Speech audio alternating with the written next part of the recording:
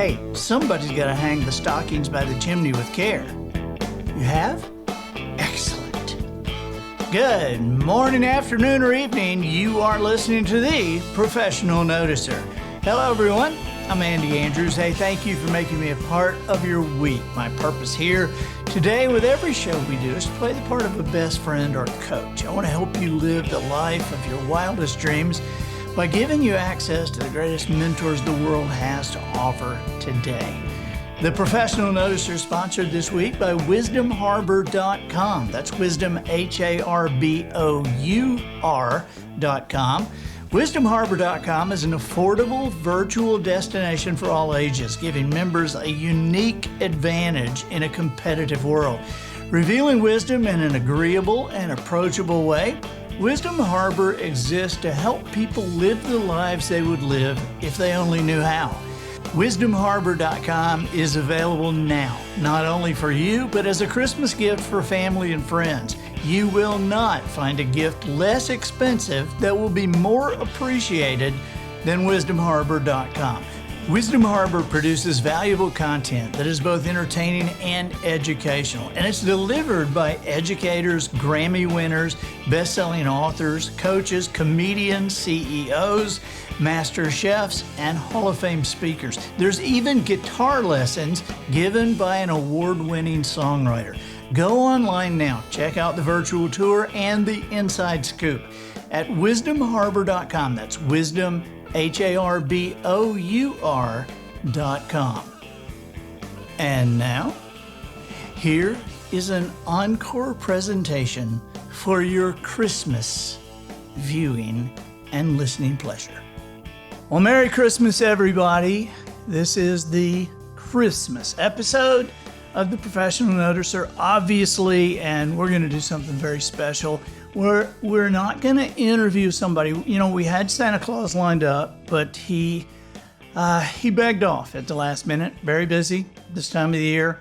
Evidently, one of the elves is kind of stopping working, pushing to go to dental school. And Santa Claus is just like, he's just kind of overwhelmed. And so there's also a forecast of fog for Christmas Eve. And so he said, please, could we do it next year? So we were left without a person to interview for this particular podcast and thought we'd read you a story. This has become a traditional story for a lot of people. It's a story that I wrote years ago, and I want to do it for you here. This is my Christmas present to you. It is called Socks for Christmas. There are 24 hours in a day, only 24. That translates to 1,440 minutes or 86,400 seconds every single day of my adult life. But as a boy, there was one night every year that lasted longer than any other. One night when clocks actually slowed down. This phenomena generally occurred near the end of December, specifically the night of the 24th, Christmas Eve. I had gone to bed at 9 p.m. after leaving a note, pound cake, and a glass of buttermilk for Santa Claus. Every Christmas Eve, for as many of my 7 years as I could remember, that's what I left him. A note, pound cake, and a glass of buttermilk. The note contained the usual niceties about being careful not to slip on the roof and saying hello to Rudolph, but its primary purpose was, of course, to make one last stab at getting the presents I wanted. The pound cake was left over from Jesus' birthday party, which we had celebrated before bedtime, and the buttermilk was always left because my dad insisted it was Santa's favorite drink. Personally, I hated the stuff, but since my father drank it by the gallon, I assumed he knew. By 10:30, I was still awake. I was mentally tracing Santa's route to our house at 1505 Randall Road. It did concern me somewhat that he might not find me because of a mistake on the road signs. Randall, at one end of our road, was spelled with one L, and on the sign at the other end, It was proclaimed spelled with two L's. Randall, with two L's. Would he be able to locate me? Maybe he would get confused, come in from Randall Road once, and later enter the neighborhood by way of Randall Road, and I'd get presents twice. Not likely, I knew, but these are the kind of things a kid thinks about on Christmas Eve. Earlier, I had heard on the local news that Santa's sleigh had been tracked on radar leaving Thailand, and the predictions were that he would soon be in Singapore. I wasn't sure where Singapore was, but I thought it might be near Mississippi, which was the state next to us. In any case, that's why I went to bed at 9 o'clock. 11 o'clock. I wasn't even sleepy. I could smell the Christmas tree from the bedroom. My dad loved Christmas and would have had our tree up, trimmed, and glowing by Labor Day if my mom had let him, but as she told him every year, our family was not going to skip Thanksgiving. As it was, the tree had been decorated since the day after Thanksgiving and would remain so until a loud discussion occurred between my parents. This discussion usually took place around the 1st of February. Although my mother consistently prevailed and the tree did come down, I always thought my dad had a strong argument by pointing out that just because the needles had fallen off the tree, it didn't necessarily mean that it was dead. The tree itself stretched 50 feet into the air. The fact that we only had an 8-foot ceiling cast a shadow of doubt on my recollection of this particular point, but you get the idea. It was a big tree. We bought a blue spruce every year. That variety was, according to my dad, the only real Christmas tree. A blue spruce was more aromatic and was the same kind of tree Jesus had as a boy. And he explained it wouldn't get sap all over the carpet like a stinking Scotch pine. Family tradition dictated that we make our own decorations. Though the tree looked beautiful to me, in reality, it was probably kind of junky. Construction paper, chains, stars shaped out of pipe cleaners, and bells made from foil-covered Dixie cups were everywhere. I hung a toilet brush from the bathroom on it one year, and no one noticed for days. At 12:01 a.m., it was technically Christmas, but I knew better than to venture into the living room. I was to stay in bed until Mom and Dad came to get me. And besides, I didn't want to blow the whole deal. I had been warned repeatedly that Santa would not come until I was asleep. But how was I supposed to go to sleep? This was only the most incredible day of the year. There was no way I could go to sleep. I'd just have to fake it and hope Santa wasn't as sharp as everyone said. No way was I going to sleep. I just wouldn't. Heck, I'd already been awake for a week. I'd just stick it out until daylight. Son. My father shook me. I opened my eyes. Santa, he said, has been here. Ignoring the fact that I had indeed gone to sleep, I jumped out of bed and ran to the living room. The tree, more than 100 feet tall now, was almost covered with gifts and toys of every sort. There was the basketball I'd asked for. Where was the BB gun? There was the incredible edible machine. Ha! Now I could make bugs to eat in front of my sister. Where was my BB gun? Oh, my Candyland game. Baseball glove. G.I. Joe. My BB gun must be one of the wrapped presents.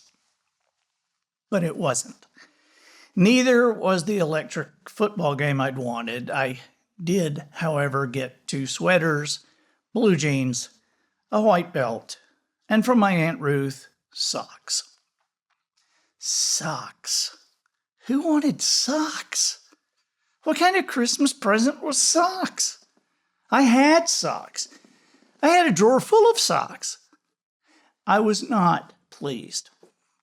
All in all, however, my haul was impressive. I had scored on some of the main things I'd wanted, and if I didn't think about the clothes, and especially the socks, I was happy. Before too long, the most important part of Christmas was at hand. My dad was asleep in the recliner. Mom was in the kitchen, and I was now free to compare loot with my friends. This ritual, practiced with every kid since time began, was a large part of our growing up process. 7 years old seems a little early to be concerned with keeping up with the Joneses, but that's exactly what we did. My first stop was 2 houses down. Johnny Hamilton had gotten a bicycle. It had a tiger-striped banana seat and spider handlebars. It was beautiful, but he wouldn't let me ride it, so I left. Later that day, while showing off for Kathy Burns, Johnny tried to pop a wheelie, fell off the bike, and cried. I laughed. Down the street, Greg and Richard Fraley were in the guinea pig business. Mr. Fraley had made a trip to the emergency room early that morning after being bitten by the one named Charlie. He hated those guinea pigs after that, but he never again tried to put a bow on one. Roger Lofton had gotten the electric football game I'd wanted. Graciously pointing out the flaws in that particular model, I generally acted unimpressed. Roger had also received the Rock'em Sock'em robots. We didn't play with them because, thanks to his brother Stuart, they were already broken. Danny Foster's dad was a doctor. They lived across Cherokee Avenue in another, much nicer neighborhood. I hated going to Danny's house that morning. I knew what Danny had gotten for Christmas. Everything.